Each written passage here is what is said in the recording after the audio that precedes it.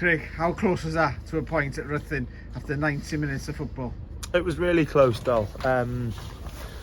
We know coming up against Ruthin twice in a week is never going to be easy. Philly's got the boys playing really well. They've got a confidence, they've got great results, they're on good form. They play with a real energy and they attack in numbers. And as I said, that makes it more difficult coming to places like this when teams are in form and playing with a lot of confidence. Us, on the other hand, we are in a dip of form. We are having disappointing results week in, week out. But I thought the lads showed a real reaction today to last week's disappointing performance at home.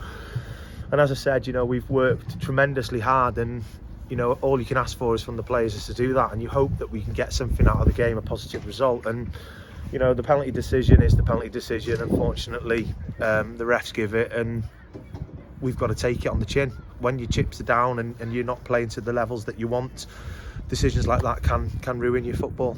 We didn't have many chances, but we had a chance for a point. That's what's good about today, isn't it, after last week's disappointing results against Ruthin as well? Yeah, we asked the lads to play, with that desire, match what they've got, and we did that for large spells in the game. I thought the game itself was entertaining. I thought Ruthin, to be fair, and to give all credit to them, they had the better chances. Yeah. But Morgs is a goalkeeper and he's there to stop them from scoring, and he did that in open play. It's taken a penalty for Ruthin to win the game.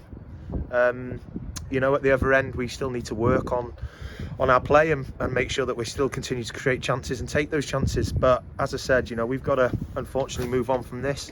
We've got to go into Tuesday now with the same energy, the same desire, Dol, and the same commitment that the boys have shown today, and hopefully get a positive result at the try, which is what we need. 5 minutes after the final whistle. Thanks for coming off. Craig. Diolch yn fawr. Diolch, Dol.